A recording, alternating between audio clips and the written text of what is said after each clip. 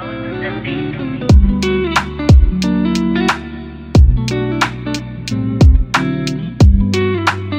beautiful people of all ages, shapes, and colors, to another episode of the Hit Your Free Throws podcast, where we encourage you to stick to the basics. I'm one of your co-hosts, TV, aka TV on Basketball, alongside my co-host Jay, aka the Knockdown Jay. How's it going, my guy? Man, we at TV just had a hype little pre-pause session, so that means that it's one of those modes where a lot of NBA content and WNBA content is coming down the pipeline. Clearly, scheming up leads to great content, and we had about a cool little hour's worth of scheming. So that means TV. Yes. We are in that mode. We are officially on the We're countdown to in. basketball Christmas, man. We on the countdown to basketball Christmas. Yeah, I mean, as of by the time this video comes out, which is October 1st, we're gonna be we're like 22 days away from the regular season in terms of the NBA, and we're right in the thick of things in terms of the WNBA playoffs and the semifinals. There's a lot to talk about, and man, Jay, this past weekend with the news this past weekend, the NBA season's coming, and there's gonna be a lot to talk about because there's one major retirement that was announced, and a trade that did any of us really see happening this late into the offseason? Probably not, but we're going to be tackling all of those in today's episode. But before we get into that, we do have to plug our socials. Remember to follow our individual accounts at TV on Basketball, at the Roottown J, the Routine Jumper. Those links can be found in the description down below. In terms of the daily content here for the Hit Your Free Throws pod, make sure you follow us on the TikTok and Instagram. That's where the best daily NBA content is. You're going to see a lot more of us coming this upcoming October, so be on the lookout for that. And of course, there's going to be content all over throughout, these WNBA playoffs and also the NBA regular season. That's going to be coming out pretty soon. And turn into YouTube, remember to like, share, subscribe, and hit the notification bell so you will not miss an episode. And if you're listening on any of the podcast networks, Spotify or Apple, leave a review, subscribe, all that good stuff. We appreciate all of y'all's support. Jay, we even discussed before the pod, we might not even have time for the drafted quiz. This is how loaded this episode is. Yeah, this is one of our more jam-packed ones, so bear with us if this episode is not as traditional as normal. But look, the NBA and WNBA is cooking right now. We gotta appease the leagues, That's what we're looking at. 100%. And Jay, we gotta go with the current news right now because, like I mentioned, we had a weekend full of just full of news bombs and everything. And Jay, we're gonna start off. You're already saluting your boy, which makes 100% sense because Derrick Rose, after 15 seasons in the league, has announced his retirement. Shams dropped the bomb that Memphis released him, and people were already speculating, oh no, is this the end of the road for Derrick Rose? It was. He announced his retirement this last week. And man, Jay, honestly, if you guys saw the video on the Hit Your Free Throws page, I talked about how he was one of my favorite players growing up. Of course, Jay, being a Chicago Bulls fan, has a lot of love for D Rose, like one of the most universally loved NBA players of our time. And we all know about the injuries and everything, but the fact that he still went out here, had a 15-year career, just showed the testament for how much he's a fighter. And I'm glad he's finally having the chance to enjoy retirement. Jay, your thoughts on this retirement? On D Rose in general. Derrick Rose was a special player, man. At the end of the day, this was a guy that for the better part of my NBA fandom was my favorite player. Like, my dad used to joke with me, like when we would text back and forth about basketball, about just like anytime Derrick Rose played, sending me clips. Anytime that memes about Derrick Rose's injury popped up, he would send me the Derrick Rose boot ones, those things, because he just knew that it could get a rile out of me because of how much I just enjoyed Derrick Rose as a player growing up. Obviously, him playing for my Chicago Bulls and giving us probably the best moments of basketball in my lifetime as a Chicago Bulls fan also means a lot. Remembering those teams with Luol Deng, Carlos Boozer the Loser, as we like to address him on the podcast, Joakim Noah, Kirk Heinrich, those guys, man. Those were really special teams for me as a basketball fan. A lot of people don't know, but I have this banner up in the background, and it's like Derrick Rose is one of the biggest figures on that poster, along with, I can maybe actually point up to it a little bit. Yeah, it's actually up there with Jimmy Butler, Mike Dunleavy Jr. And this is a guy who for the better portion of the early 2010s made Chicago Bulls basketball special. You know what I'm saying? I think the only thing I wish is that he would have done the 1-day contract for a day thing with the I'm surprised Bulls. that didn't happen. Yeah, man. But this is a guy who I think is definitely going to have his jersey retired in Chicago. No questions about that one. Yeah. And for sure. I think he's definitely going to go down. Yeah, Derrick Rose, healthy Derrick Rose. Listen to any podcast hosted by a modern day basketball player, Paul George, any of the guys who played him, Andre Iguodala, any of the guys who got to play up against Derrick Rose, and you listen to either guys who have podcasts or who have been on podcasts that talk about Derrick Rose. This is a guy that might go down arguably as like a top 5 what if story in NBA history in a league that has a very crazy amount of NBA like what ifs that really could have shook up the way we viewed the league today. And MVP Derrick Rose being injured or being healthy, I guess in this case, a top 5 what if of all time. And that's a special thing. Now, I know a lot of people go into the debates about whether or not he should be considered as a Hall of Famer, as a guy who was a one-time MVP, very successful in his tenure in college at Memphis. To each his own on those, man. Look, you do what you want to do, because I know I'm a biased Bulls fan who also just like loves the crap out of Derrick Rose. So my opinion doesn't mean jack squat. But this is a guy who, I mean, one of the things they say about the NFL Hall of Fame is the unspoken rule about the NFL Hall of Fame for them is they say, if you can't tell the story of football without this player, that guy's a Hall of Famer. I'm sorry, but to me, I don't think you can tell the story of early 2010s NBA basketball without talking about Derrick Rose and the special run that he had through the first 3 to 5 years of his career. How he uplifted the city of Chicago as a guy who was from the place that he landed at, something that only, like a LeBron James once upon a time got to actually kind of live out that story. He's a guy that in my book, from my understanding, I don't think there's a single MVP that hasn't made the Hall of Fame. I think that's also or there's not many MVPs that didn't make the Hall of Fame at some point throughout, their eligibility. So we'll have to see. But like I said, my opinion doesn't matter, but everything to me tells me that Derrick Rose is a Hall of Famer. But, to each his own. To each his own. No, for sure. If you want to hear my full thoughts on it, I did a video on the Derrick Rose retirement when it came out. Yeah. But yeah, no, honestly, same thing with Jay. One of my favorite players growing up. He was actually my first ever basketball shoe. The Derrick Roses. I feel like those were one of the first, like the only basketball shoes when I was growing up that was actually kind of affordable for the especially being an Adidas shoe and all that. One of the most exhilarating players to watch when you were younger. This guy could jump out the gym. Even just rewatching his highlights all over the last week, you kind of forget how much the change of pace, the actual jump that Derrick Rose had. He was like out of this world, and people like forget about it. Obviously, because it was only like a 4-year period. But man, and during that 4-year period, he was special.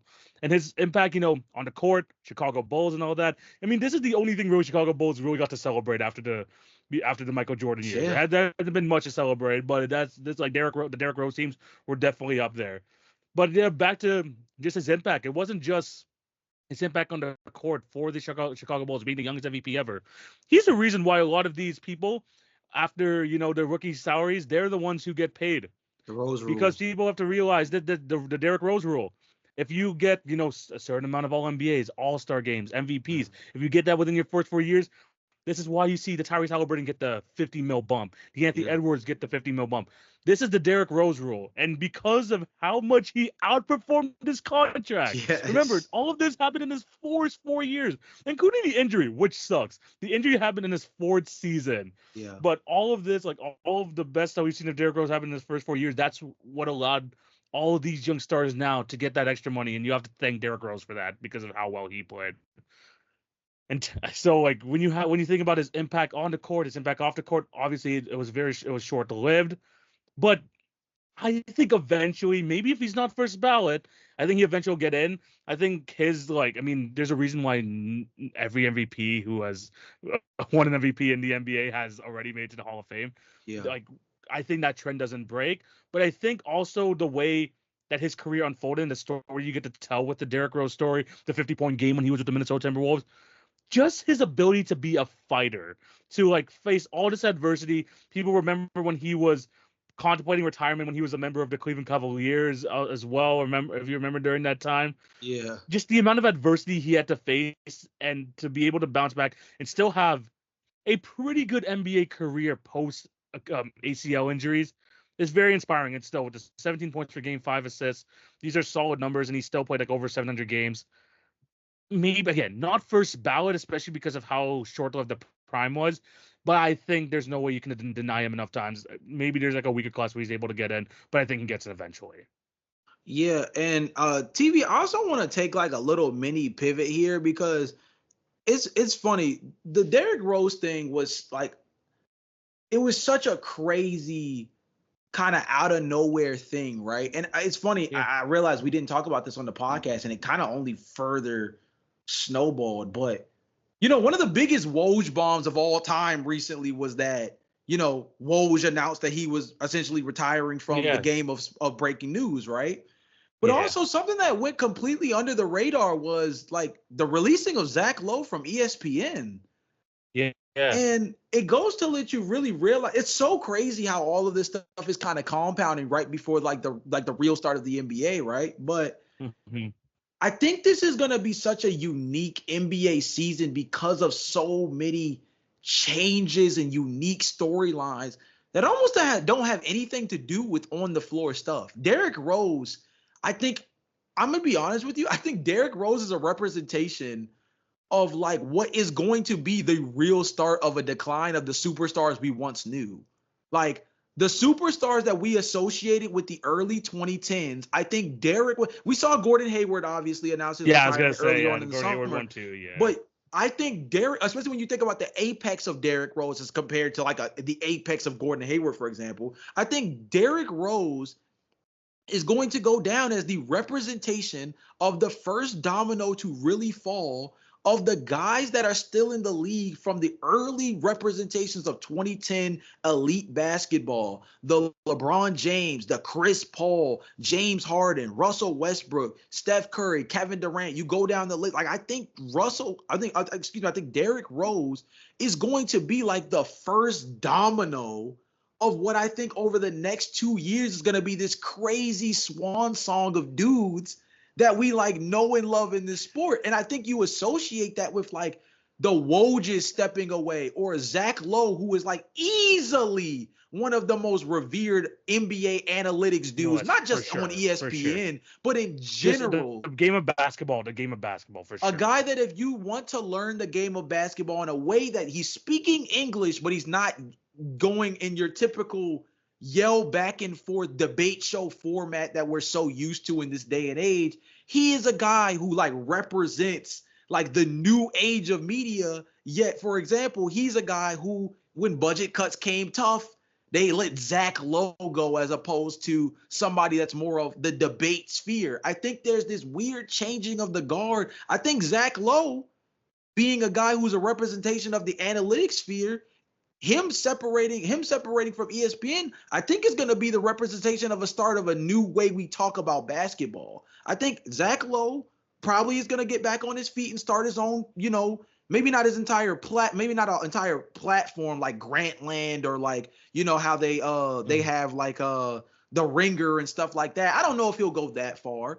but I think he's a guy that's going to continue to build off his platform, and he's going to only continue to build up the discourse around basketball in a more constructive way, because now there's no limits. ESPN, don't get me wrong, is a great platform and a very well-renowned platform, but you still, as a guy that's signed to a contract that's on TV but so much, or, however it's formatted, there's still only but so much you can work within. I think now we're seeing two different passing of the torches. We're seeing a passing of the torch in one direction that I see as maybe a negative, with Derrick Rose and the superstars of yesteryear slowly leaving out. But then I also see this interesting dichotomy with Zach Lowe and the analytics aspect of basketball, where I think unleashing Zach Lowe actually is going to end up being better for the game of basketball in the long run. But sorry for that little mini tangent. Yeah. But No that worries, that was a really underlying storyline. I found out just like through Google, like through I wasn't looking into Zach Lowe or anything specific. It just came up on my Google recommendeds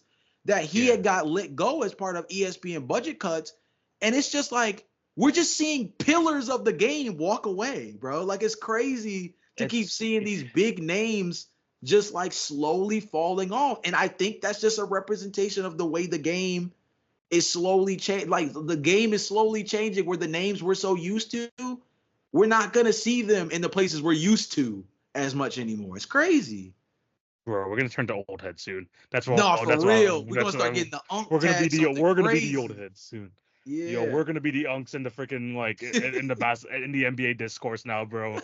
This is what this is telling me, bro. Like I'm not ready for it. I'm not ready for this. But yeah, no, man.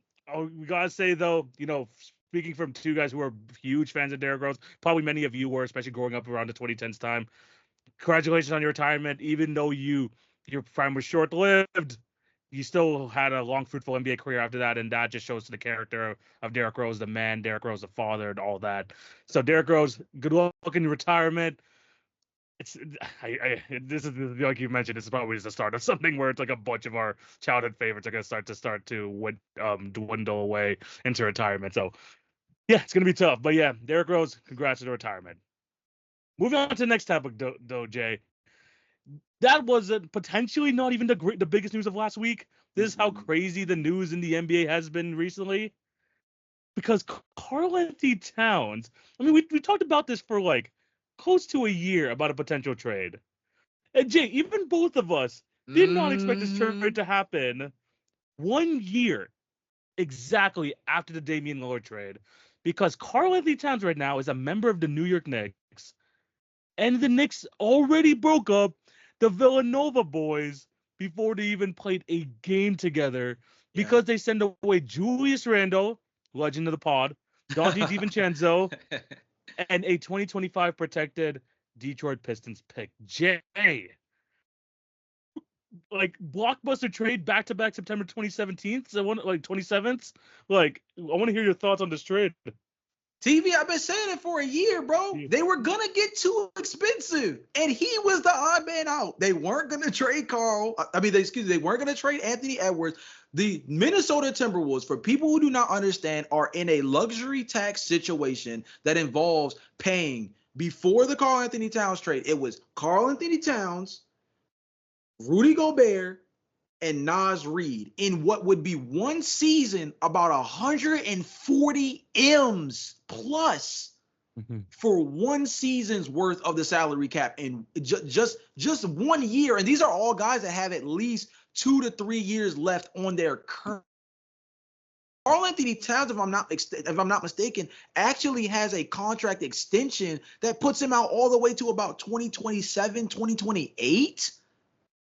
These are guys that were going to be super expensive, and that's not even including the fact that your actual best player is Anthony Edwards, who is going to be and will remain a big bag player. So somebody was going to be the odd man out. Rudy Gobert was going to be too hard to trade, and Anthony Edwards was off the books. Moving on from Naz Reid wasn't going to alleviate your books as much as you would want it to.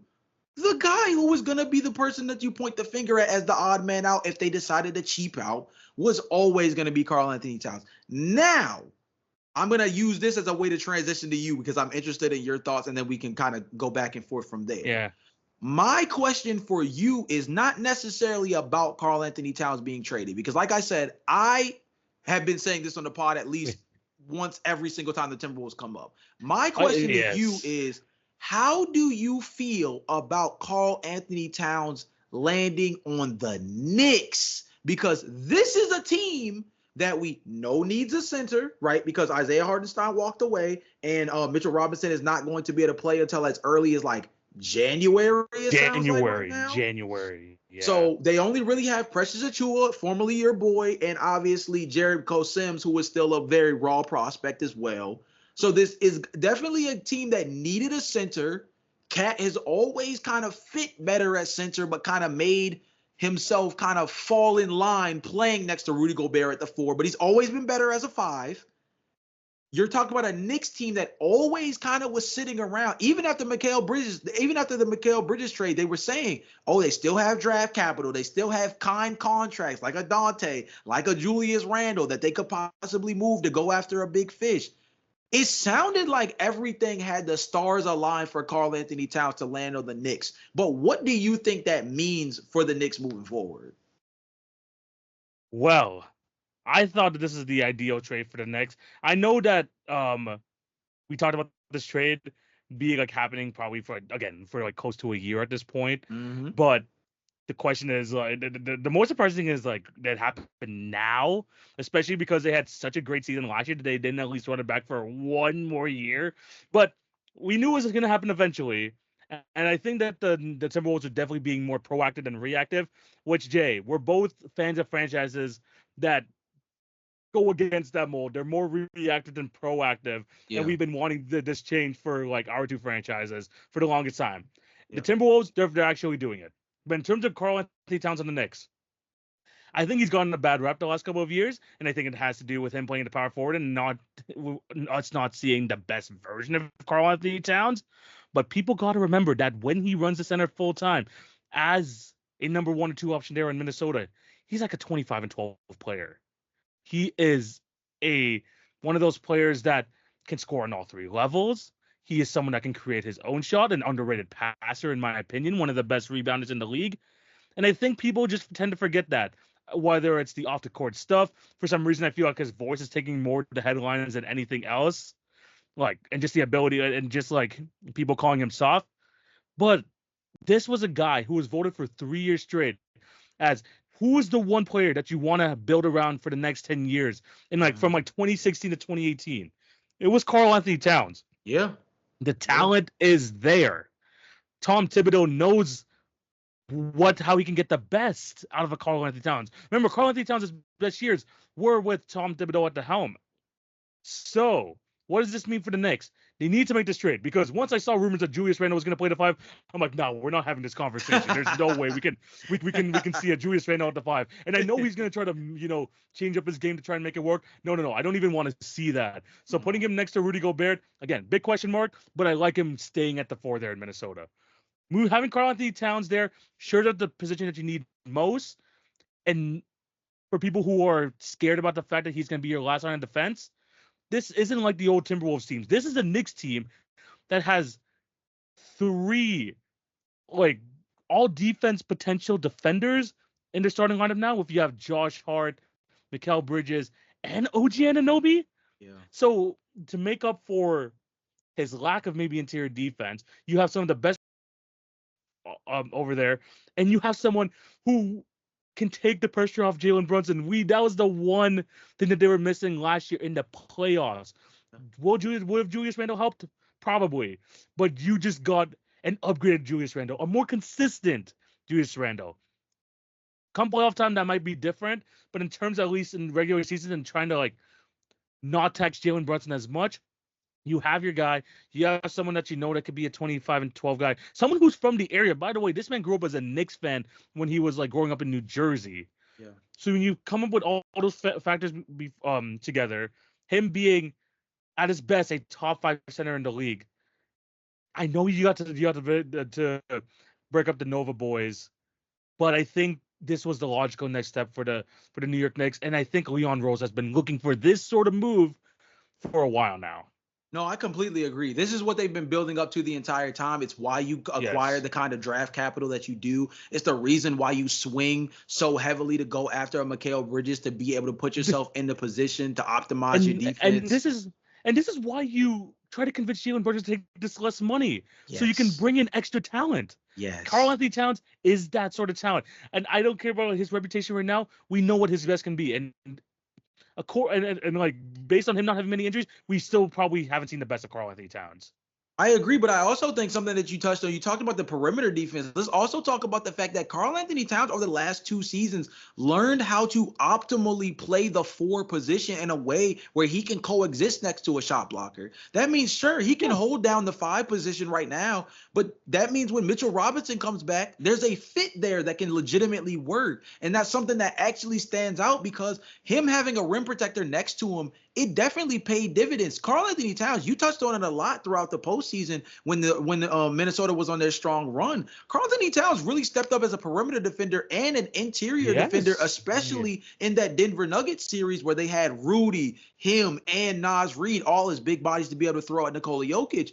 There's a semblance of that the New York Knicks now have when they get a Mitch Rob back. When you have Karl Anthony Towns, you still have a very physical, maybe undersized, but physical defensive-minded center in Precious Achiuwa, an athletic guy in Jericho Sims to eat innings, right? And of course, you have to look at this team defensively and say they definitely are an upgrade defensively in terms of perimeter talent compared to Minnesota. Maybe not by much when you think about the strength of Jaden McDaniels as a perimeter defender, how much Anthony Edwards improved on the perimeter last year. But we're talking about OG Anunoby and Mikal Bridges, 2 of the guys that for the longest, they were basically two, if not the top.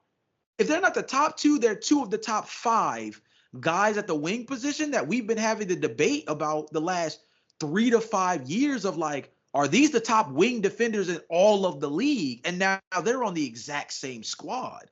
That doesn't even throw in guys like high effort energy guys like a Josh Hart, high effort energy defensive guys who kind of showed real smart off the bench like a Miles McBride who was able to show it on both sides last year. This team is really good. And I know that Karl Anthony Towns is probably going to feel a little betrayed in the early portions of this.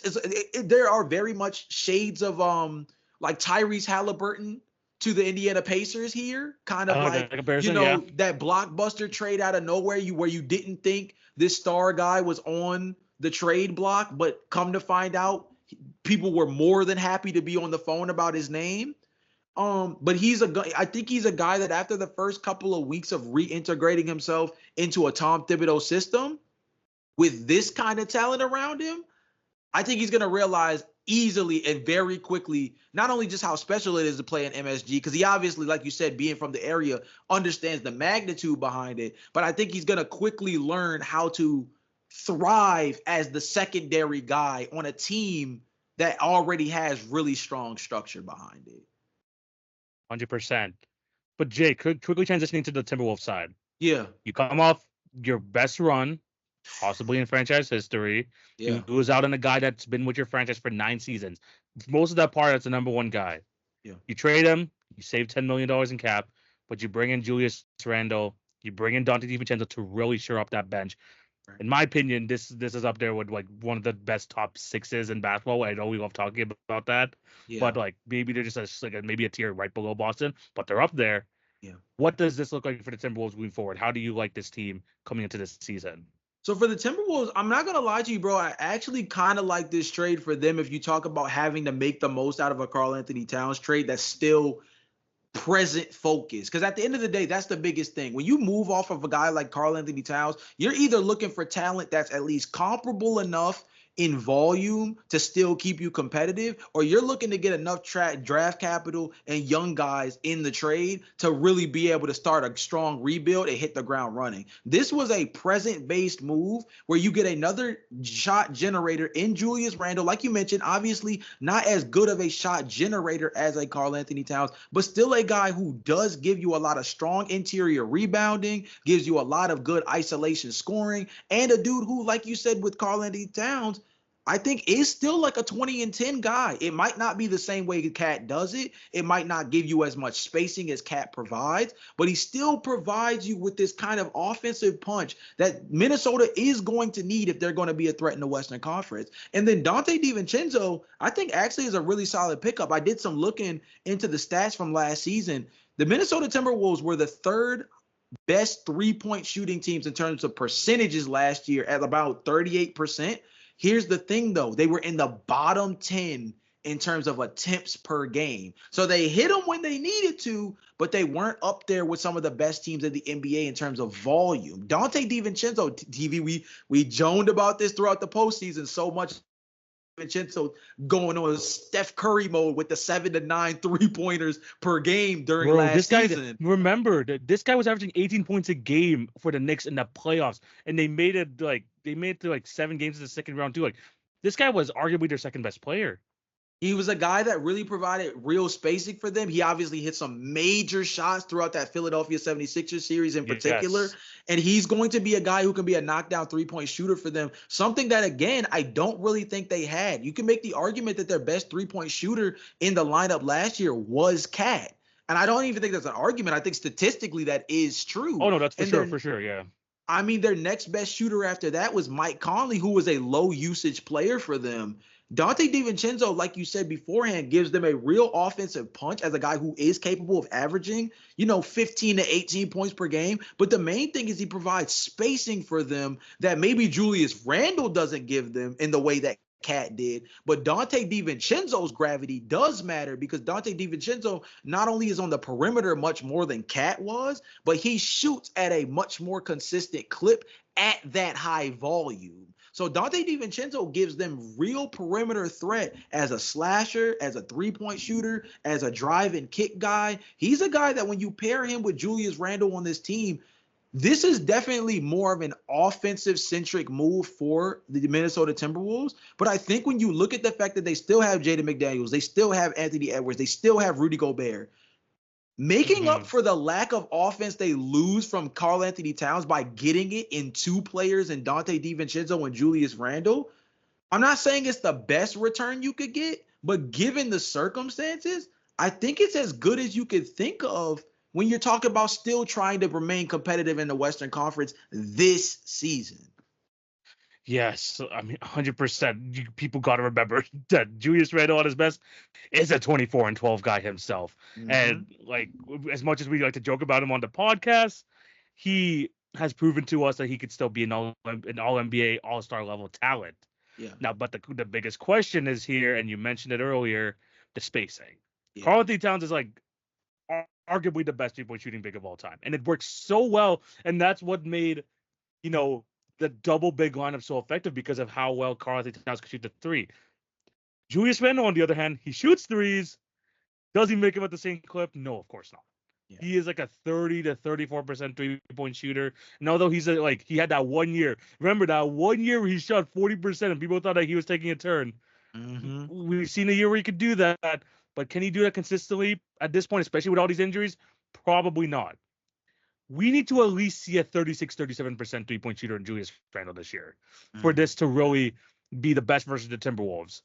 I think that it could work, and I think that he'd still bring that offensive punch, but can he be that, at least a reliable enough floor spacer? I don't know.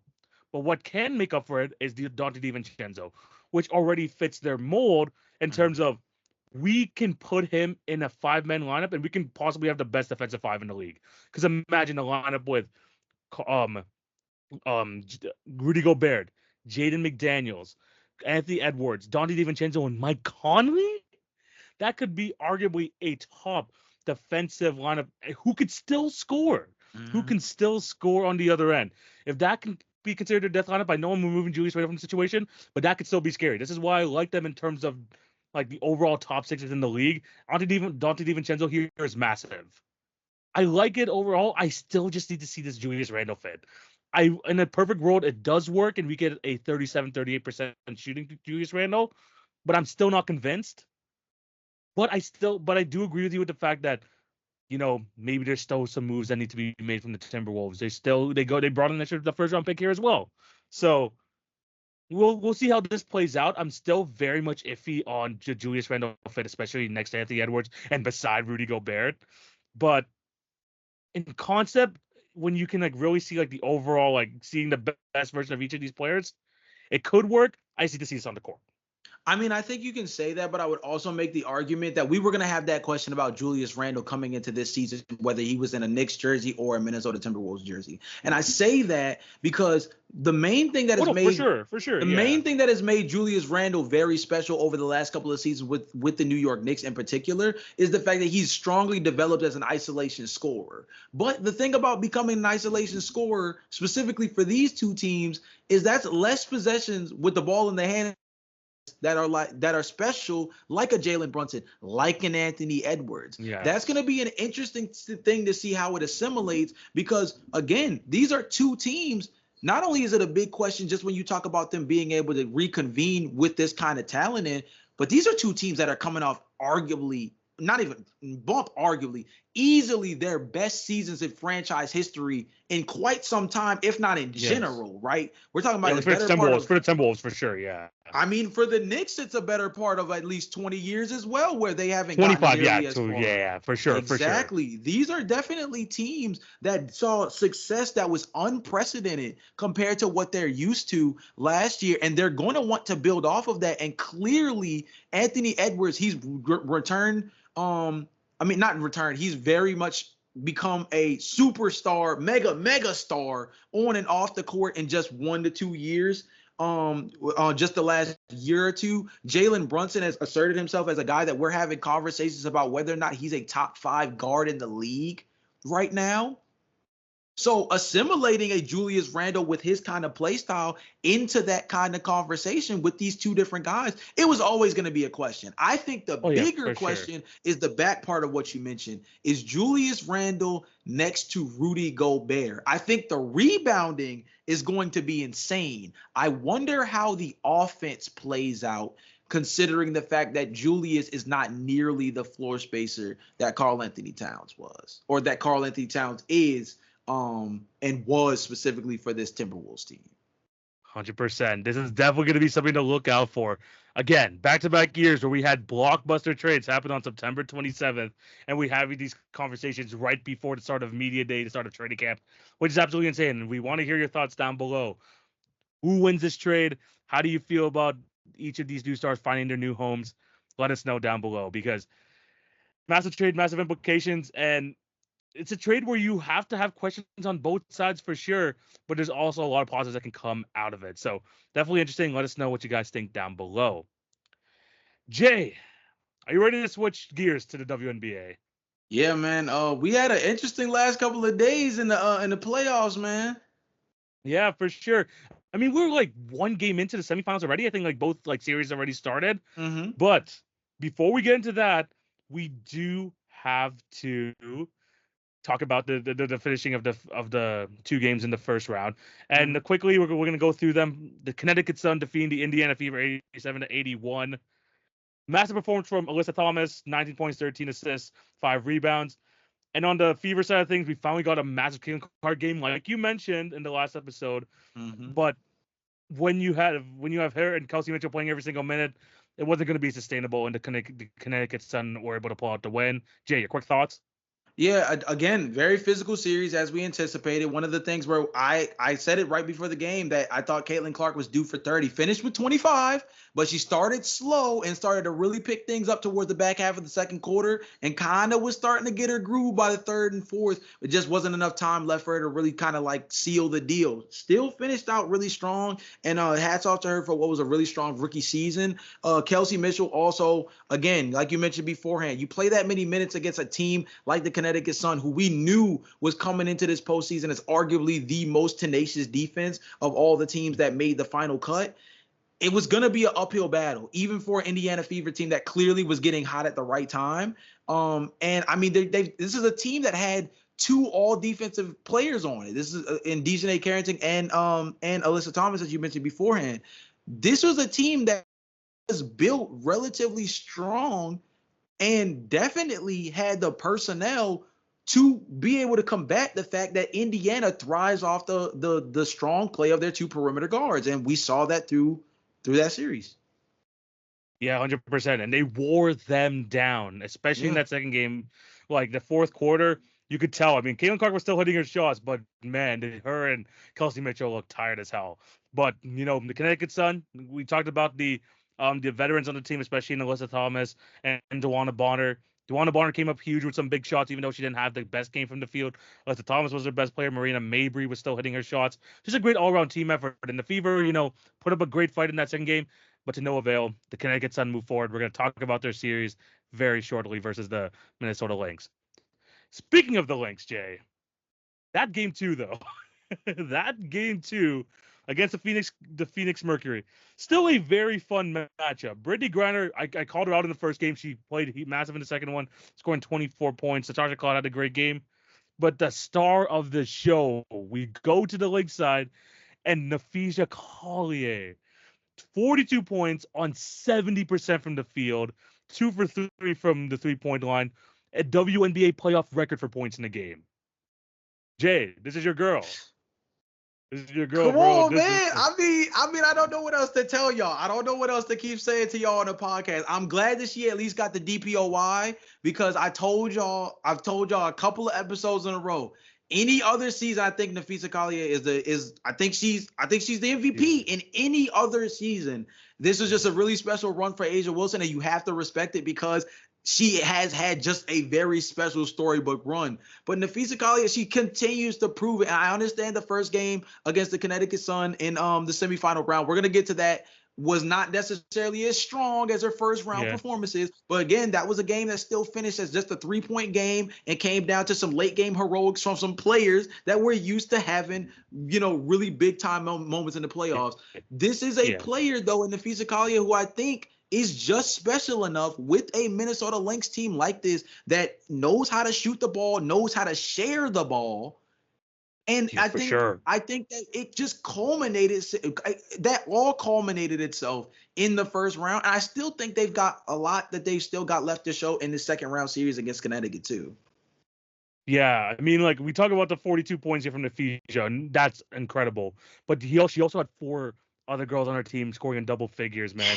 When you have Kayla McBride hitting 15, Bridget Carlton, shout out to the Canadian, man. Bridget Carlton, 3 threes in that one.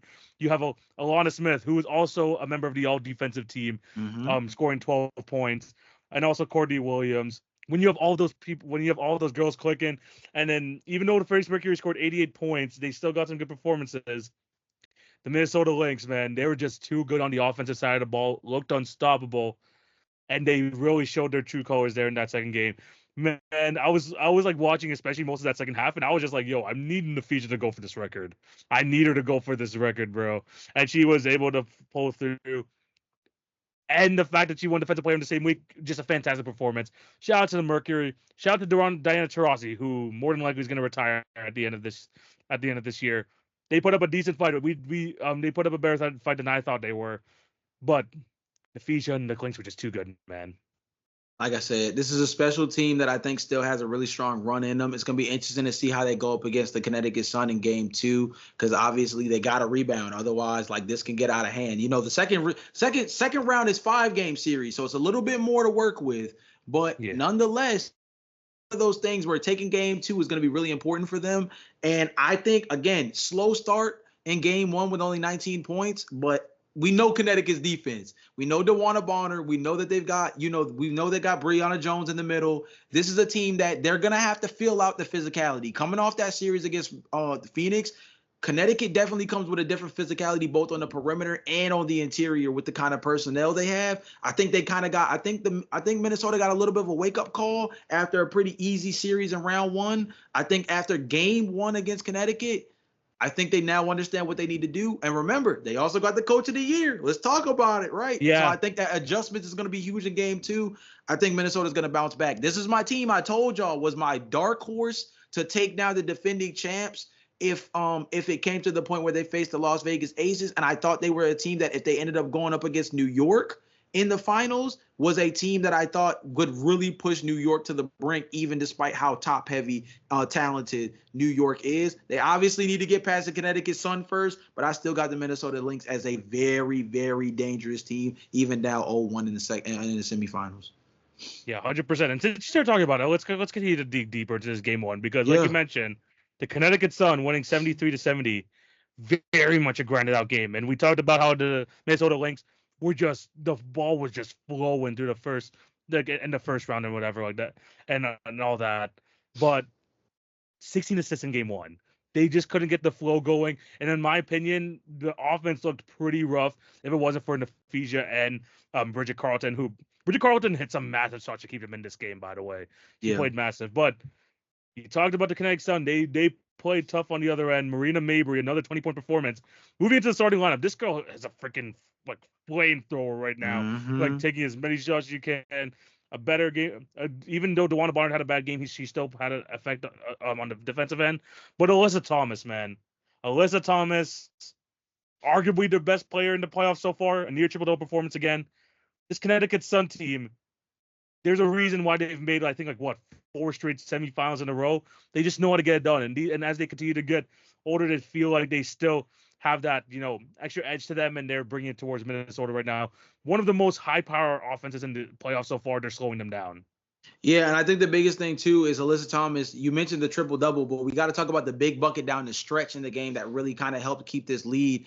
Because this was a game that was kind of nip and tuck, like you said beforehand. The physicality was there. The rebounding battle wasn't that different overall. 39-32. Offensive rebounding was pretty good. Obviously, I think the two things that stand out to me is 25% from the 3-point line for Minnesota is going to obviously hurt when you're talking about a team in Connecticut who has a player like Marina Mabry who can shoot the piss out of the ball, right? But then you also have to look at the assists. TV, remember, we commended Minnesota so much for game one in the first series for, being able to, like, the assist to field goal ratio. It seemed like basically every basket was coming off of an assist. In this game, only 16 assists to 27 made field goals. Not necessarily a bad thing, but definitely a lot different from the play style that we've seen win them games throughout the entire regular season and what got them through that Phoenix Mercury series. Other than that, I mean, I think Minnesota played the Connecticut to a T. I think the only other thing that stands out is capitalization off of turnovers. 16 points off turnovers for Connecticut, 8 points off turnovers for the Minnesota Lynx, and Minnesota forced 9 turnovers. This was a chance for it's small little things like that could be a real difference in a game that was only a 3-point deficit at the end of the day. So again, that's why I say there's so much to learn from game one, where I believe that Minnesota actually has a really good chance to bounce back from this one. But I also think that Connecticut should feel really good about themselves being able to impose their physicality on this team, despite it not showing up in the places you would normally look. Like, for example, Connecticut only got to the free throw line 3 times in a game that they won by 3 points, and didn't shoot that crazy from 3 themselves. They were 9 of 22, so it was decent, but like they didn't like go completely ballistic from beyond the arc, and they didn't get to the free throw line like that much. So that goes to show you that their tenacity on defense and their ability to slow down Nafisa Kalia and Kayla McBride in particular, it ended up really reaping the benefits of that, and that's huge because now they take a one game lead. 100%. They played extremely well. They stuck to what they knew best, which is playing on the defensive end. And one of the things that you didn't mention that really helped us, the Connecticut Sun, get this victory is limit them from the 3-point line. 5 for 20, which is something that is like not very Minnesota Lynx-esque compared to the 10 threes in each game that they scored against Phoenix. So not having that 3-point shooting with them didn't really open up the floor for Nafisa to do her thing. So as long as they can get back to their usual median in terms of shooting, and if you can get just a better offensive game like we've seen in the first 2 games of the playoffs, obviously I could see a better Minnesota game. But this Connecticut Sun team, we've seen it with the Fever, and now we're seeing it over here against Minnesota. They'll make every single attempt hard, and they're not afraid to go down and dirty. Yeah, this is going to be a physical series. I think it's going to be a fun one. It's between 2 teams that like to guard, and it's between 2 teams that have a clutch gene player. Alyssa Thomas obviously showed that clutch gene at the end of game 1. I think that there's a real strong opportunity to see a couple more big-time performances and clutch moments down the rest of this series, because I honestly think this is going to be one of those series where the margin of victory at the end of the series is going to be like 2 to 3 points max by the time this whole thing is said and done. 100%. This is going to be one of those tight series, and it's going to be one of those defensive battles, especially with the quality of defensive players they have on either side. So going to be definitely an interesting one. Let's see if Minnesota can bounce back tomorrow night.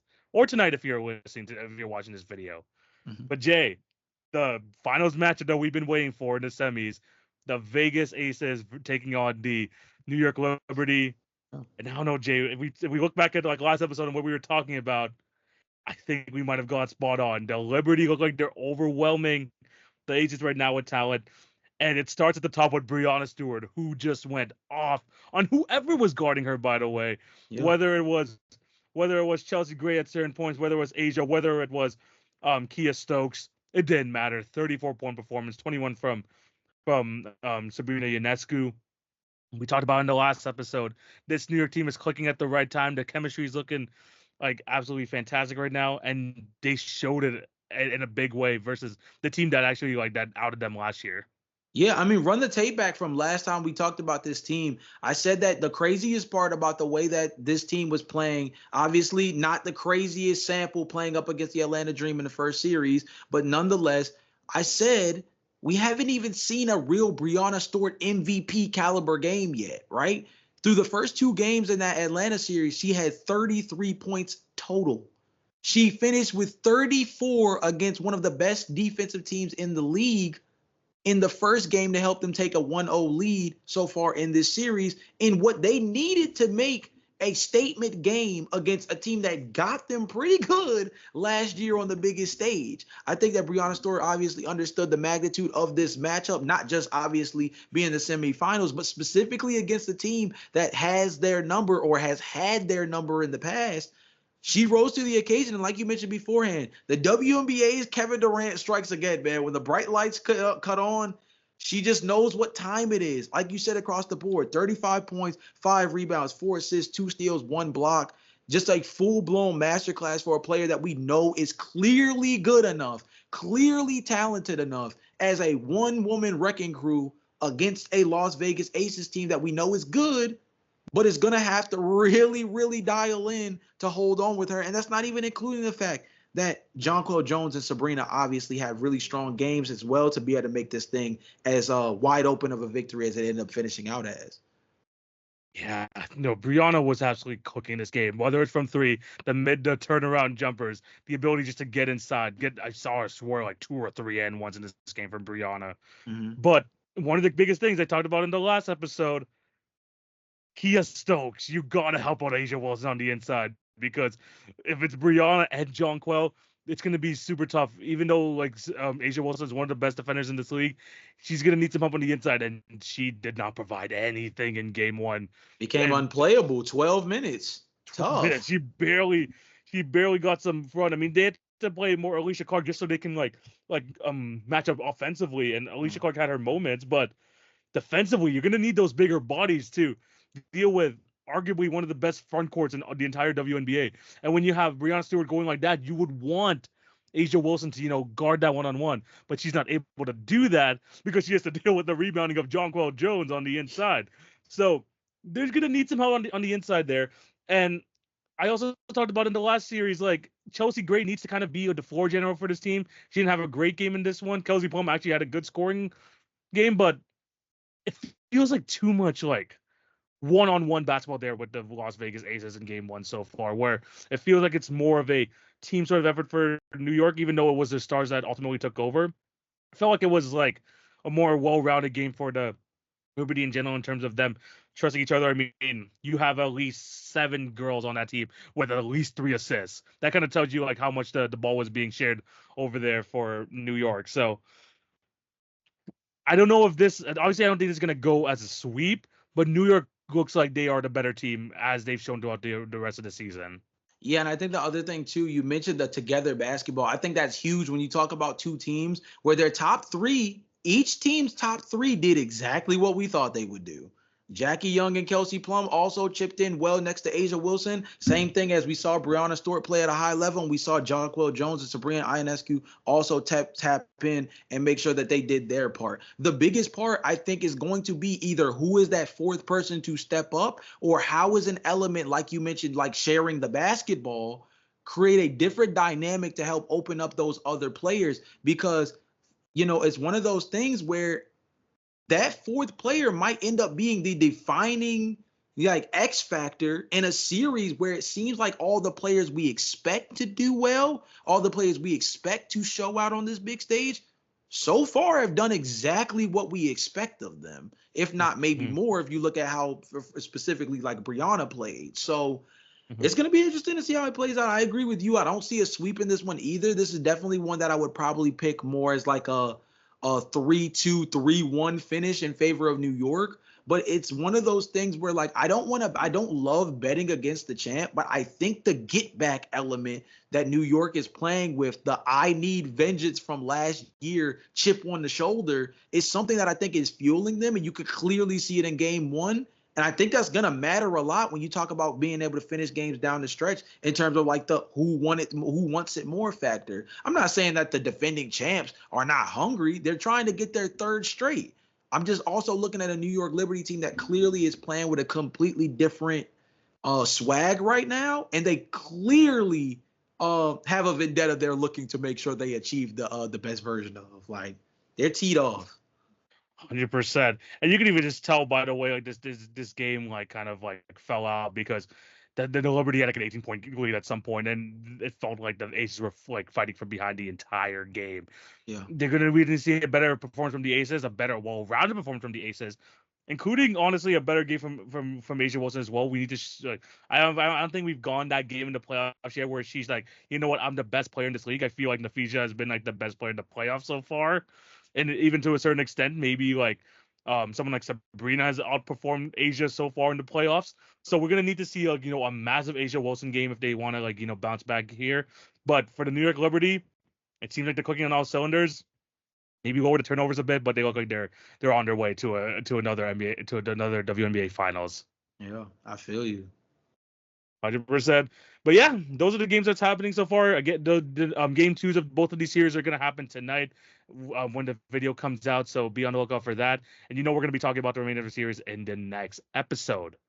And also just leave your thoughts down below on the WNBA playoffs so far, especially the semifinals. Jay, it is time for us to move on to the next topic. We probably won't have enough time to do the draft and quiz today, but again, we with these two topics at the beginning, we knew we had to give them some extra attention here. But it's time for us. We are now in October, and it's time to bring back the season previews, Jay. We're running it back with the 21 questions, 21 burning hot questions that we want answered before the NBA season to help preview it. Me and Jay have come up with this list together. We're going to come up with all these 21 questions together. So be on the lookout for just more of these questions to be answered as the weeks go on, preparing you guys for the NBA season. Jay, are you ready to get into these? Because we're getting awfully close to NBA basketball. Man, we're getting awfully close to NBA basketball, and I'm not gonna lie, TV. We came out swinging with the questions too, so I think we're starting off pretty hot in terms of some of the most intriguing topics going into what I think is gonna be a really interesting year with a lot of different faces in a lot of different places and a lot of different teams playing with different expectations than they're used to. 100%. And and like Jay said, we're gonna start off with an absolute banger of a question. This question, again, we could come up with these questions together, but the first question we're gonna get into, Jay, NBA MVP. Yeah. We've done award predictions in the past, but now we're incorporating it into the 21 questions, and we're just throwing the biggest award out there right away. Jay, who wins NBA MVP this season? Oh, okay. So this one's really tough because there's a couple of stacked teams around the league. It's a couple of guys who've obviously already won MVPs, and we know how voters fatigue can get, man. But I'm gonna tell you who I think might be the hottest name in the league right now, and I think everybody wants this guy at the top of the pedestal. I think that this Karl Anthony Towns thing is going to be the Minnesota Timberwolves version of trying to really unleash Anthony Edwards even further. I'm not even going to hold you. I think that this is just another way. We've seen the kind of run just in the last year that Anthony Edwards has been on as a megastar on and off the court, with the Starting Five show that's going to be on Netflix, obviously being on that one movie that was on Netflix as well. The fact that he showed out insanely in the postseason throughout their run to the Western Conference Finals. This is like a team that just I think wants to embrace Anthony Edwards as their best player. I think it's always been something that's been their plan with the rise of Anthony Edwards over the last couple of seasons. And although Minnesota Timberwolves fans might not want or have expected for it to go this way, involving moving off of Cat to get to this point, I think this is the year where they're going to need a lot out of Ant in order for them to continue the success that they've had over the last, season and some change. Obviously, the first year was a little struggly, but last year was the apex of what we've seen from Minnesota in the Anthony Edwards era. I think that if they plan on building on that, Anthony Edwards has to be an MVP caliber candidate. I think with the kind of run he has had over the last year or two on and off the floor, I think he's a very viable favorite as a guy that I think people not only believe is MVP caliber, but genuinely want to see as like the next face of the league. I think it might be his year, bro. I'm not gonna lie. Oh, 100. That's a good one, especially if the Timberwolves maintain like a number 2 or number 1 seed in the Western Conference. That is definitely a good shout.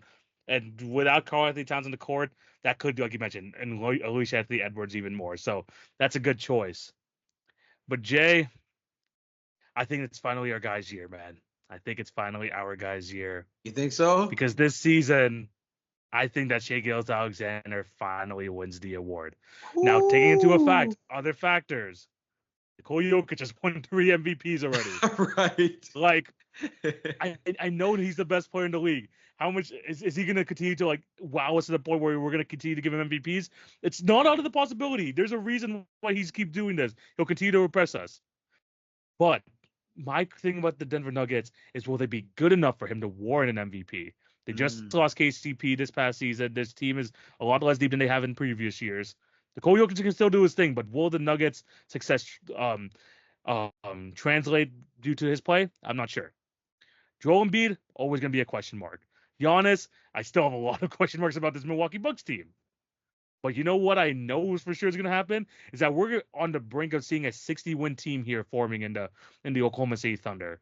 We might even have a season where we might. I'm gonna be like almost as like this might be a bold prediction, but I think we might see a 65+ win team here in the Oklahoma City Thunder with the addition of Isaiah Hartenstein and Alex Caruso without missing any core pieces. I mean, you got rid of Josh Giddey, but you clearly improved in other aspects of the team. And these two guys don't take away anything from SGA's offensive game.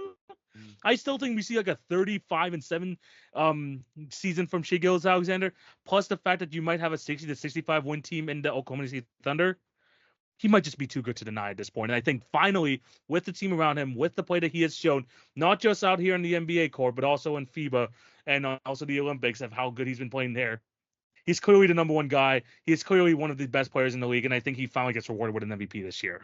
Man, between me and you, I kind of hope it's Shai, just because he was my guy for MVP all of last season. Really, he was the guy that I was banging the drums for as a dude that I thought could really, upset the apple cart with all the conversation around like Nikola Jokic, Joel Embiid, Luka Doncic, and so on and so forth. Like, I always thought SGA was that guy who could kind of, rebalance things in terms of like the dominant guard, kind of re-establishing themselves as like the MVP caliber guys. Because, centers are basically taking this thing over at the top of the league in terms of like, yeah. if it's not a center, it's Giannis, who's practically center size. You know what I mean? So seeing SGA be able to get it done on both sides of the floor last year was very impressive. I really think that whether it's Anthony Edwards or SGA, you can't go wrong. But I am really interested to see if the MVP award can be returned back to the perimeter player position. Like, it's been forever. It's been a long time since we've even seen a wing player win the MVP award. Right. So I'm just really intrigued to see if the dominant guard can kind of return back to glory in terms of being able to do something special and win the MVP. And being these two guys is very unique, because compared to a Steph Curry who won it in more recent memory, he did it more as just being an offensive dynamo. But these are two guys that we named in Anthony Edwards and Shai Gilgeous-Alexander who are real two-way threats, and not just like two-way threats as in like they're kind of good, very decent in terms of being able to guard their own position. No, these are two guys that have all defense caliber like talent and build to them. Sure. So I think that also kind of redefines what we expect out of the guard position if we want to look at them as MVP. So I really hope that both of these guys are at the top of the ballot. And I don't think you can go wrong with either one of them winning. And I think they both have a really strong case. My outlier, and I'll be interested to see who you might have had kind of like hanging out on the on the outskirts here. I'm not gonna lie, my outlier is always and forever going to be Luka Doncic. I think that every year that we want to give it to him, somebody just does something a little bit more insane. But I think that team success has played a real big factor in Luka coming in third and second and fourth all the time. But this might be I'm gonna go out on a limb here and say that this might start to finish be the best Luka Doncic supporting cast that we've ever seen. And you might be right. If they're able to really put it together with Klay Thompson, another year with Kyrie Irving in the helm, being able to kind of continue to build with, like the PJ Washington, Daniel Gafford rotation, Derek Lively in year 2. These are all things where I think like there's a legitimate argument to be made that like this team might actually be good enough in the regular season for like us to be able to like anoint Luka Doncic as like a real MVP candidate, because the numbers have always been there, but the team success has always hurt them. Yeah, I think that is like my only really like argument for Luka Doncic. If the Mavericks go on and win 55 games, then I think it could be his year. Whether they get to that point, I'm not sure, but I think that like Luka Doncic, of course, stats alone will always be in the conversations. Will this team success be there? Will definitely be a question. But I do like that pick with Luka as like an outside pick. I'm obviously going to keep Jokic there. I always feel like, whenever he's down and out, he always seems to just continue to just do special things. So who knows what is going to happen with him?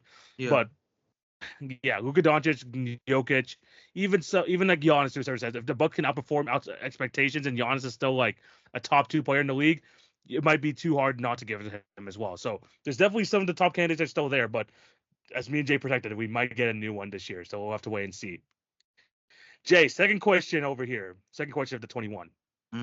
Which coach is currently on the biggest hot seat right now? Oh, I think the lame answer is to say JJ Redick. I'm not doing that one because I think we all understand the hot seat that comes with taking the Lakers job. I think the guy that's on the hottest seat right now is so unfair because it seems like this guy is always under scrutiny whenever he's at the top of any food chain for an NBA organization. But I think it's Doc Rivers with Milwaukee. I have to be honest with you.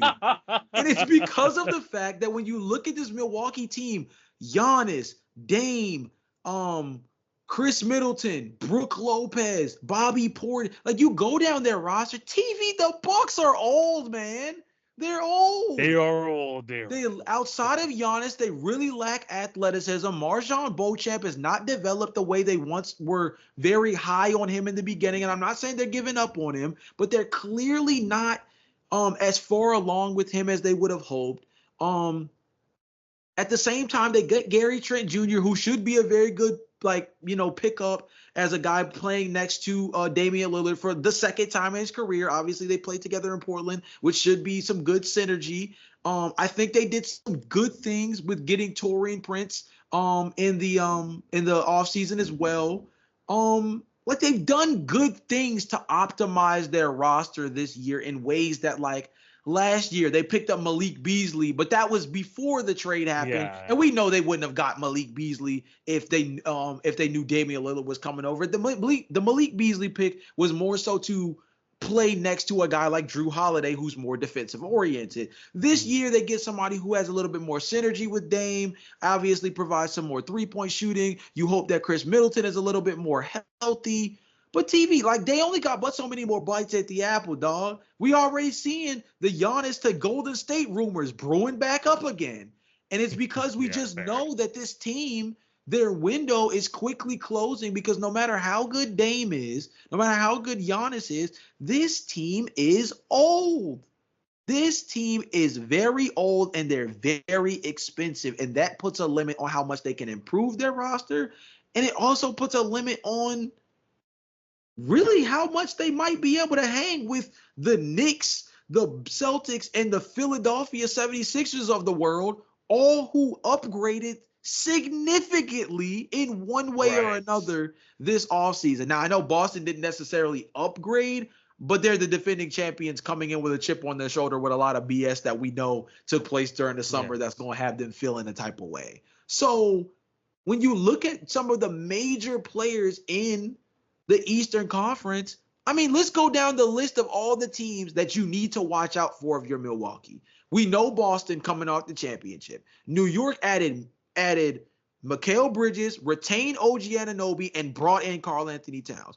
The Cleveland Cavaliers were able to bring in a new head coach who I think is going to be a better fit for that locker room, given the fact that it seemed like JB Bickerstaff was kind of falling on, deaf ears for guys like Donovan Mitchell and maybe even Darius Garland to a lesser degree. And sometimes just having a new voice in the room can change a lot. And we saw how dangerous this team was as a three-point shooting team last year. And that's something they might be able to exploit further. We saw what Philly did. Bringing in Paul George, being able to bring back Kelly Oubre, bringing in I'm missing people because they just had such a strong summer, Right. but Yeah. just what they were able to do with like even minimums for them, right? I just named 4 other teams that you have to be wary about.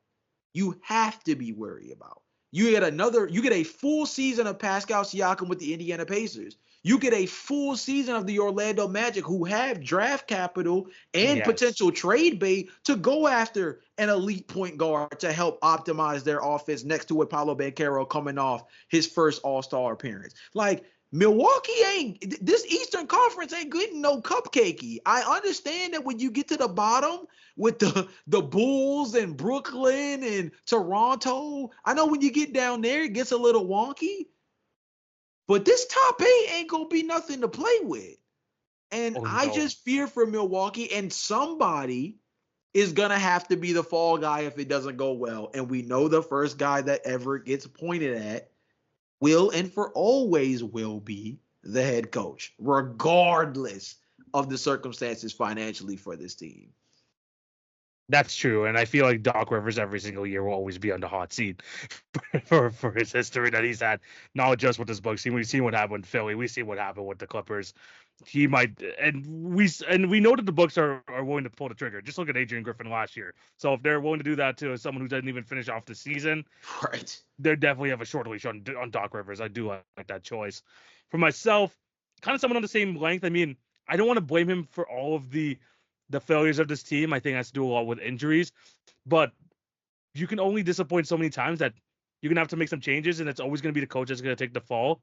I think it's gonna be Willie Green of the New Orleans Pelicans. I feel you. Look, he had that great run, taking the Phoenix Suns that 1 year to 6 games, and people thought, this is just a start for the Pelicans. Yeah, they still can't get healthy. They have like one of the deeper teams in the league that we think that we have on paper, but it still hasn't resulted to much success whatsoever. And they made the deal this season to bring DeJounte Murray to help out that backcourt, to potentially help out defensively. But what happens when that doesn't really result to more wins? What if that doesn't equal a playoff appearance? What if that doesn't mean going to the second round? Yeah. The Pelicans made their move. They tried improving the roster in some way. Who's going to be the next guy to fall out of favor on this Pelicans team? It's going to be Willie Green, and I don't think it's completely fair to him. Like I mentioned, the Brandon Ingram injury over the past couple of years. Zion Williamson cannot seem to be healthy at the right time at all. But someone's going to have to be the fall guy, and it's always going to be the head coach. So, unfortunately, for the situation they're in right now, I think it's going to have to be Willie Green. Doc Rivers is a good choice, but I have mine. It's going to be Willie Green. I think Willie Green is definitely in a tough position because, like you said, somebody's always going to have to fall on the sword, and they're getting to the point in the Zion Williamson era where they are going to have to try to make some legitimate noise. The talent has been here, and although it hasn't been the most optimal, they're paying the guys as if this is supposed to be the finished this is supposed to work by this. Yeah, this is supposed to be the finished product of the roster based on the way guys are getting paid. And so it comes a point where they're going to either need a new guy in the room or they're going to have to do something extreme like move a Brandon Ingram, like try to get off of CJ McCollum. It's going to be a very interesting situation for them. But I agree with you. It comes a point where blaming the Zion Williamson injuries is gonna stagnate, and it's gonna become a point where it's not going to be enough to protect Willie Green. And I think that's tough because he's been put in a very tough position. But I think that if you talk about fall guys, he's a guy that you got to keep an eye on. I'm not gonna lie. For sure, I know. And it went off to such a good start as well. It looked so promising. It's just the roster falling apart at the wrong time always just feels to be the Falcon story every year. They have the talent. Who knows what's going to happen this year? I mean, they're still missing a center. Hopefully they can get that sorted. But let's see if like Will Green can stay afloat after this year, if they can even like make a deeper run than they have in the previous few years. Jay, moving on to the next question.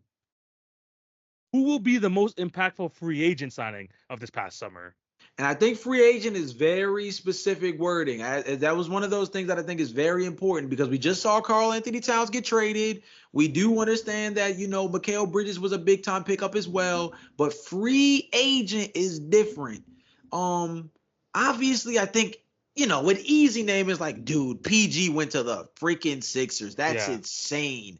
Or our boy, friend of the show, please come on the show, my boy. But DeMar DeRozan going to Sacramento, very high on that. But I'm going to be honest, his name came up earlier in the podcast, and I think it's going to mean a lot.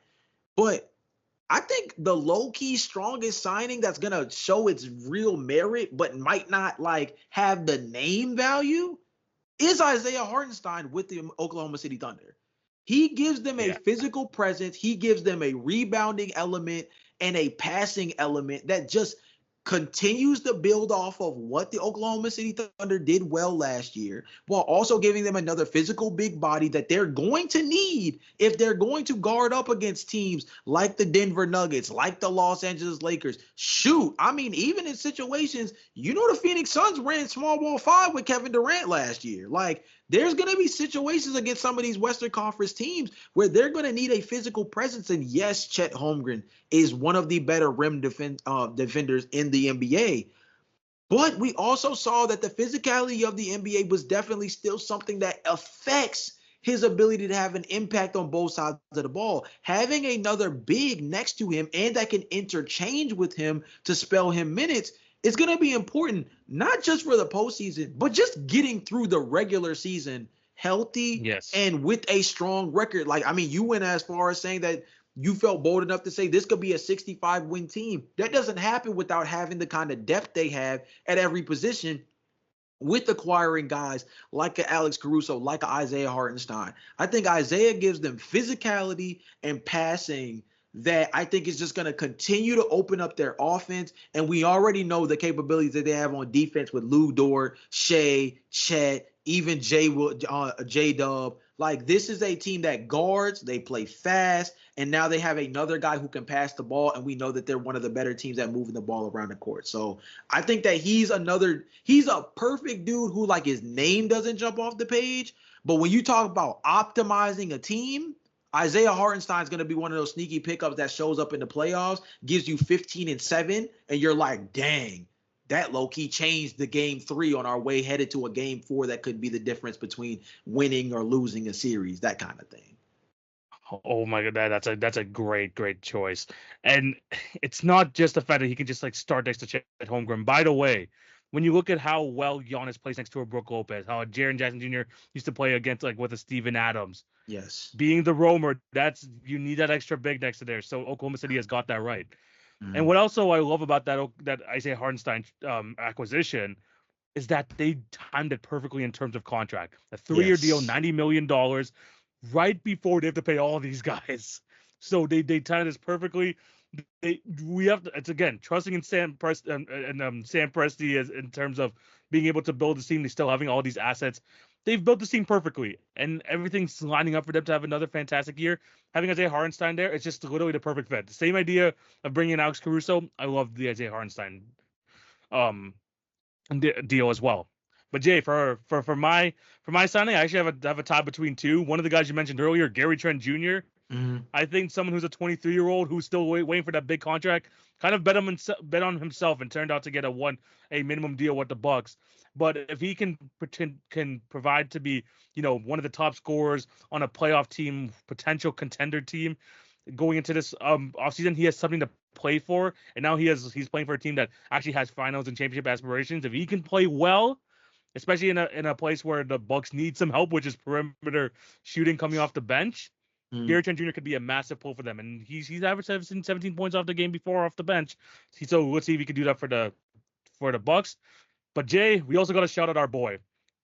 I mean, you talk about friend of the pod, Jay. You absolutely love this man. I think Tyus Jones is going to be massive this year for the Suns. Dude, man, if you didn't bring him up, I was going to find a way to sneak his name on. Getting picked up by the Suns, we mentioned it when he first got picked up. He's going to be a dude. I don't care how you put this man on the floor. Just make sure Tyus Jones plays basketball for the Suns, and I promise you it's going to pay dividends. Last time he was the backup point guard behind an elite starting guard. He played with the Memphis Grizzlies, and they were a perennial playoff team, and he was constantly in conversation as the best backup point guard in all of the league.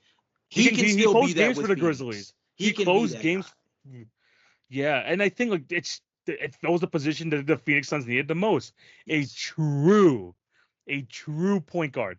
Because as much as we love Point Book, as much as they want to try out this whole Bradley Beal point guard experiment, having a true point guard there to really calm things down, especially at the end of games where I feel like the Suns had a lot of trouble with, even though they had a Devin Booker and Kevin Durant led team. Having Tyus Jones there is going to mean more than a lot of people think, and getting him on such a cheap deal, massive for a Phoenix Suns team who is paying a crap ton of money to a lot of their top guys, and it needs to kind of make ends meet in other places. So Tyus Jones, massive pickup for them, especially for someone who could end games, and Gary Trent Jr., the Malik Beasley replacement over there in Milwaukee. I think I've seen him as a member of the Toronto Raptors have some massive seasons coming off the bench. If he can provide that for the Bucks, I think he'll be back on track to being one of those guys who makes up big money in terms of one of those top those underrated scores, those 6-man type scores in the league going forward. Yeah, I'm hyped for Tyus. I'm glad you mentioned him on the pod. Yes, he had to come up somewhere. He was going to come up 100%. 2 more questions to go here, though. The second to last question for today's episode. Of course, we're gonna go through more as this season previews go on. But Jay, which sophomore are you most excited to watch here in year 2? The most excited sophomore I want to see is actually a guy I think a lot of people aren't going to be watching a whole lot just because their team is not going to be good. And that's Bilal Coulibaly for the Washington Wizards. I like that.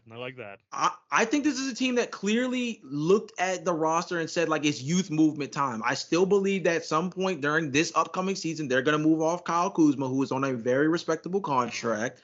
And you saw what they did. I enjoyed what they did with their rookie class this year, specifically with being able to get a steal in Bub Carrington in the later part of the lottery, and also grabbing Alex Sarr, who obviously didn't have the best summer league, but I think is going to be able to learn a lot playing next to Jonas Valanciunas. But Bilal Coulibaly, they purposely moved off of Deni Avdija, who you can make an argument was their best or second best player last year. For sure. And I think that has a lot to do with trying to get more open time for Bilal Coulibaly to get, experience on the floor as a starter. I think he's going to be a dude who starts at the 3 for them. He's going to start at the 3-4 for them. And it's going to be interesting to see him. He already showed real strides as a defensive player in year 1 and had a really strong first year in terms of shooting the mid-range. It's going to be interesting to see how he continues to build off of his, slight athleticism, ability to finish around the rim. I believe he's going to be much more on ball this season. I think they're going to want to see what he can do as a shot generator, and I think they're going to make him take even more pride as a defender on that side of the ball as well. Like I said before, I think a lot of people are going to be watching the Wizards. Obviously, I live over here in the Maryland, DC area. So this is a team that I'm going to get a lot of up and close, experience with. So maybe that's part of my bias. But I think Bilal, I'm going to be honest with you. I think Bilal has the kind of upside where maybe 5 years from now, I think he has the real upside to be considered as a top 5 player out of this class, which is very high praise when you look at Victor, Brandon Miller, Scoot still has a chance to really build off the second year. We're both so high on Derek Lively. I personally love Keontae George over with the Jazz as well. Like, this is still like Jaime Jaquez, Brandon Podziemski. This is a very strong class. But I think Bilal has the kind of upside where a couple years down the line, we might end up seeing him as like a top 5 guy in this group. And years like this one, where they kind of start the rebuild and maybe give him more keys to the castle, so to speak, it gives him a real chance to kind of show that upside. And I think this is going to be a year where we do see a little bit of that stride. 100%. I think that I like the fact that you mentioned that they traded away Denny Avdia to kind of make space for him, because like I felt like when the trade happened that I was like, yo, are you really trading away one of your best like younger pieces in order to, you know, move like to get like some like more future pieces, especially because he was so like he played such a huge role last year. But seeing like the overall picture and seeing like the flash you've seen from Bilal Coulibaly last year, I see the vision, and I think him and like Alex Sarr could potentially be the future defensive kind of anchors. They're cornerstones going forward. And it's a good place to start on the defensive end for a nice young team and kind of build the offense around that. So having Coulibaly get more of those opportunities, getting some more opportunities on ball, like you mentioned, I think is going to be massive for the Wizards. And look, they got nothing to lose right now. They need to try out all their young pieces right now. And I think Coulibaly is going to be a massive beneficiary of all that. I like that choice. But for me, the most excited sophomore, and I'm super excited for this guy because he's finally going to have a real all-star next to him, Brandon Miller. I'm excited to see, because we've seen him as a number 1 option last year, and we could see kind of, I mean, he talks about how much he loves Paul George, but you could see that in his game, the way that he kind of moves on the floor to side movements, the way he pulls up for his jumpers is very Paul George-esque, and he's even shown on a bad defensive team like the Hornets, you could see the defensive acumen there for Brandon Miller. But this season's going to be massive because a future duo that no one's really talking about, and it's mostly because of this injury, is having LaMelo Ball next to him. If you have LaMelo Ball and Brandon Miller both playing at their best, that is a good basis to start for your basketball team. I like the Charlotte Hornets have had like such bad luck over these past couple of years that all they're really hoping for here is a jump from Brandon Miller and for LaMelo Ball to be healthy. And I think that both can really benefit from having each other on the team. And if both are healthy for the season, dare I say that this Hornets team could potentially be a play-in spot in the East? I don't think it's completely out of the question, because we've seen a healthy with LaMelo Ball, what that equals for the Charlotte Hornets. They made it to the freaking play-in tournament. So if that's a possibility, Brandon Miller gets a real point guard next to him. I'm super excited to see how he's going to fit, especially next to LaMelo. I think that Brandon Miller actually has the chance to be like the most interesting player out of this class this upcoming year, just because I feel like Wemby is a lock. We understand that everybody is going to be watching Wemby. It's kind of built in. But when you think about who that next like it kid in the class is going to be, that like out of that 2023 class, like who are the guys we need to be watching? Brandon Miller showed a lot of promise both on and off the ball last year. And like you mentioned, being able to get a LaMelo Ball in the mix, I think is just going to be so important because this is a team that got like when they got competent last year, they were actually kind of interesting, but they were just so injured up top that they just weren't able to show anything for it. Yeah, even Mark Williams, having a legitimate big man next to him is going to be massive as well. Yeah, so I think they're a team that I think they're a team that's going to be interesting. There's a chance that they could, dare I say, dangerous, considering the fact that they were able to bring a Miles Bridges back and things of that nature. Like, it's all going to come down to health with them, which is always a tricky concept because, like, LaMelo Ball, this is like a thing that's like kind of built in with him at this point. Yeah. So I worry about them, and I would love to be higher on them than I am.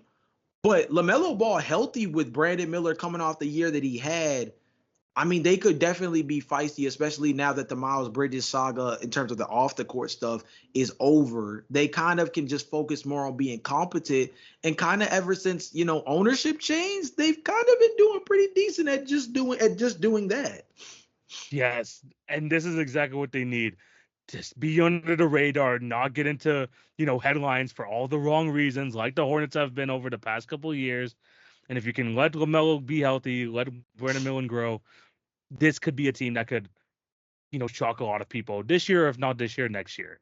I'm super excited for them. I just need to see kind of just both of them on the floor together and just see how it works. But yeah, they are definitely Brandon Miller, not just the most interesting player out of this draft class. I think he's gonna be one of the more interesting players in the league to see how we're gonna rank him after this year in terms of among the players in the league, depending on how much he grows. So it's definitely gonna be something to look at. And Jay, the final question before the end of the episode, the fifth question of our 21. Who is your surprise team to watch this year? And not kind of in a negative way, more of higher seed than expected, who missed the playoffs but didn't, that sort of thing. TV, you're going to think I'm crazy, but hear me out. Yeah. Hear me out. And I've done this a few times and it's gone decently. So we'll see how this one goes because this is me really going out on a limb. Hear me out. This is going to be my bold prediction for the first 5 questions of our 21 question series. I have the Detroit Pistons finishing 10th in the East this year. Is this sort of your Orlando Magic / Sacramento Kings pick for this year?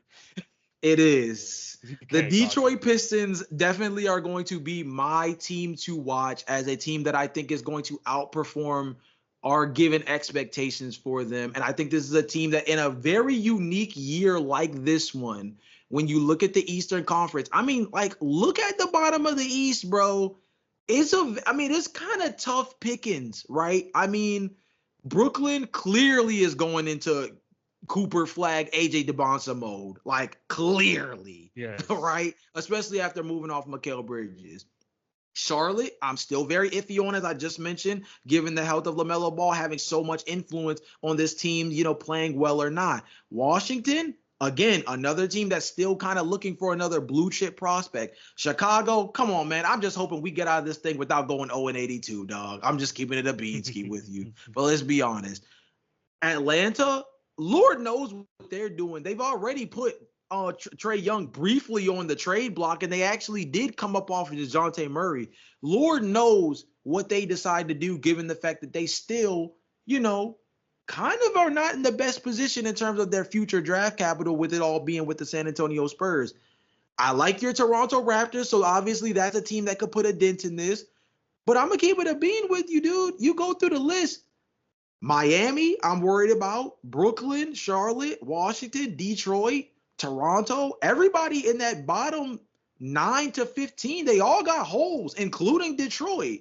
But Detroit has a player development coach in JB Bickerstaff who just came off of a season with the Cleveland Cavaliers where he essentially played with the less is more. Remember, they spent a lot of the year where either Donovan Mitchell was out, Darius Garland missed time, Evan Mobley missed time, Jared Allen missed time. It was an island of misfit toys here and there, and he was able to adapt the offense in a way where they went from a 2 big lineup that was kind of 2 bigs, 2 smalls, and they kind of just out-talented teams to they became a real 3-point shooting team where Jared Allen became a much improved passer.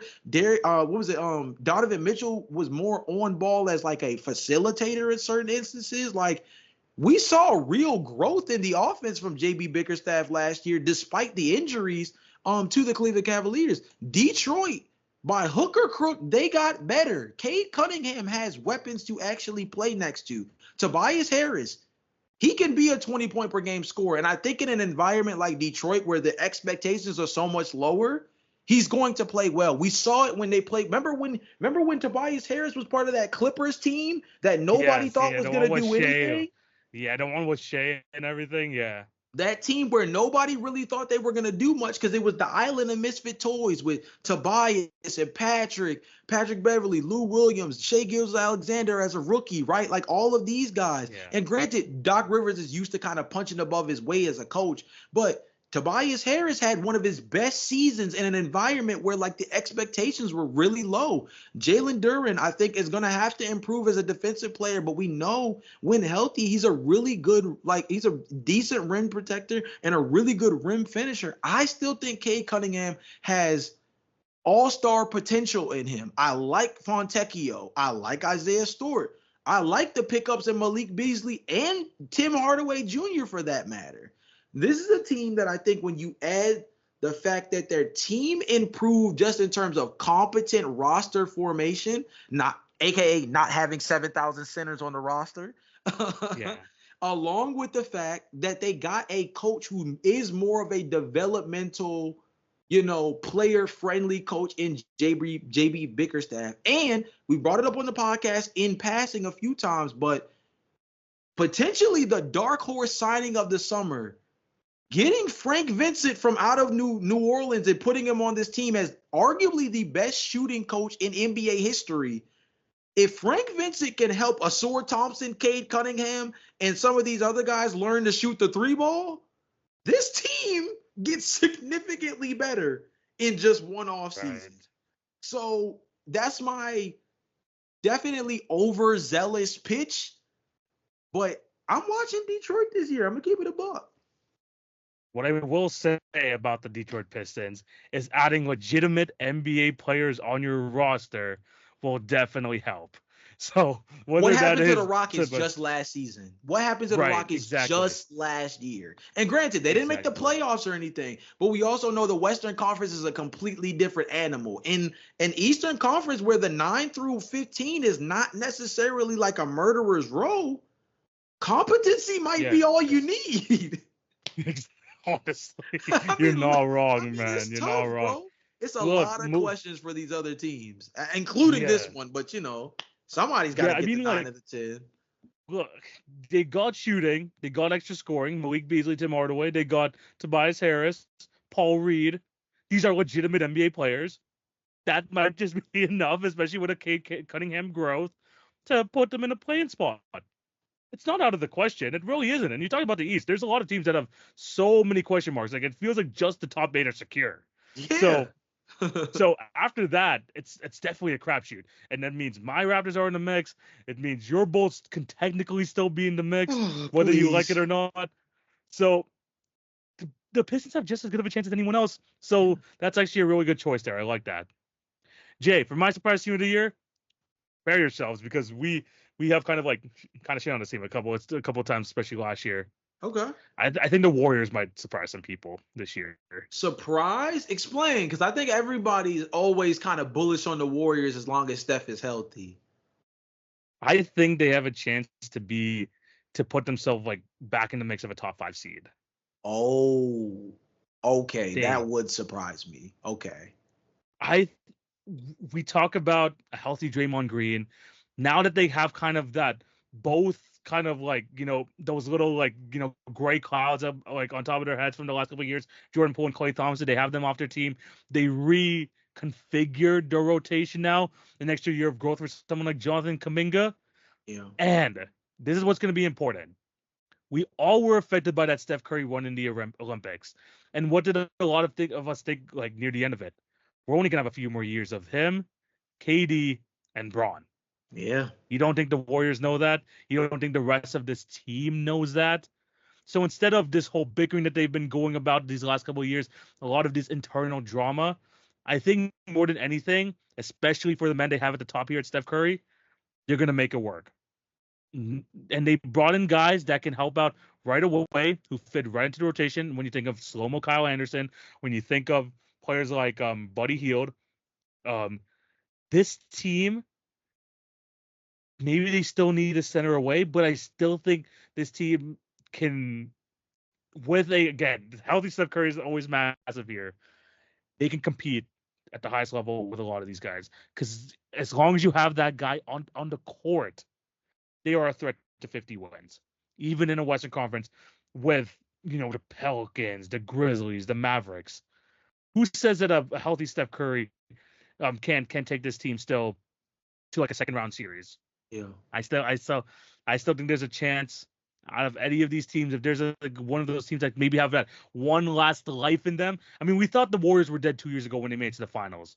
People are thinking the Warriors are even more dead now.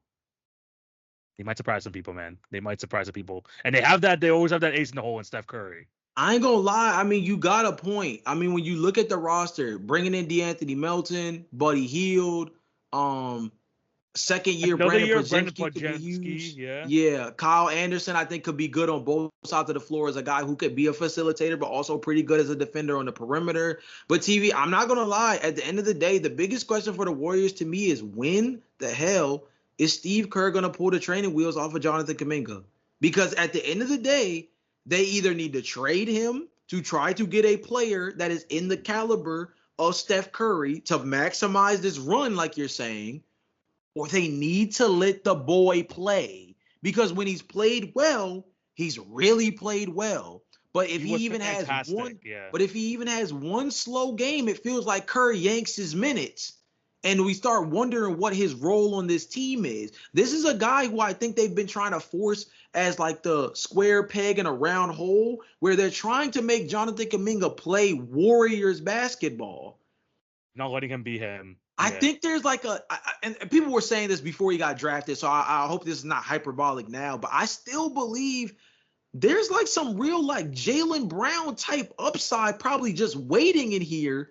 But if they're going to force him to play Warrior style basketball, we're never going to see what a fully unleashed Jonathan Kuminga looks like. And let's not forget, Jonathan Kuminga is in an extension contract year. This is a year where he's playing for big money, and he's going to want to show out in order to earn what should be, in his mind, a max rookie extension or a chance to go somewhere else where he can actually thrive as a number one, number two option.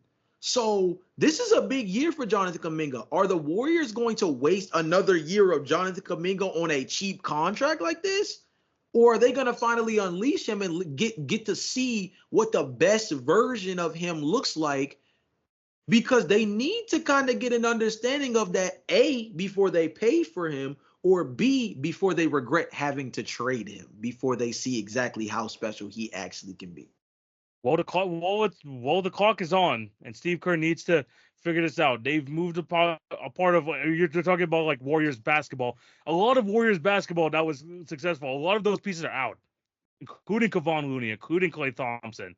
So if he doesn't change now, then there's no hope for this Warriors. But I do think that there's a change happening, and I think there's an agreement among all of the Warriors right now saying, look, we still know that Steph is special. We know that he could still be an MVP candidate if we buy in.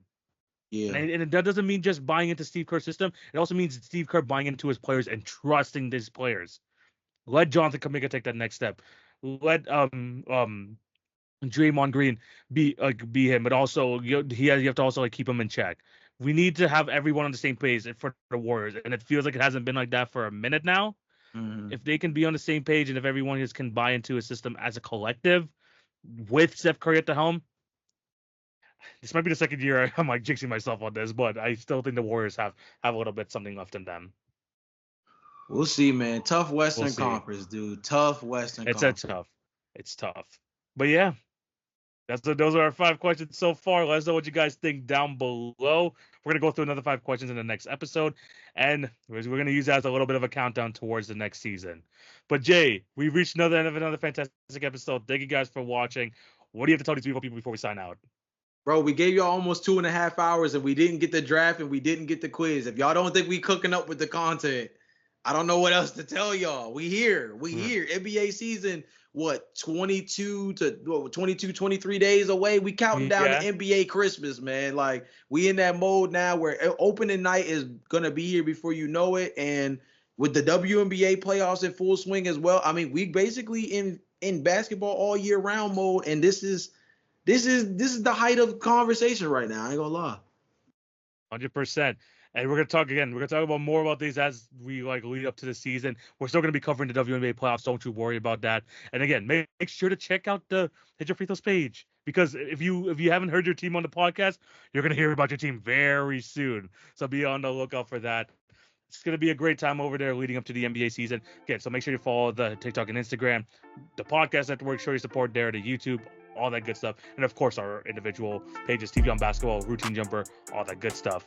But yeah, thank you guys for watching, listening to this episode. Hope you have a fantastic day. This is TV. This is Jay. We're signing out.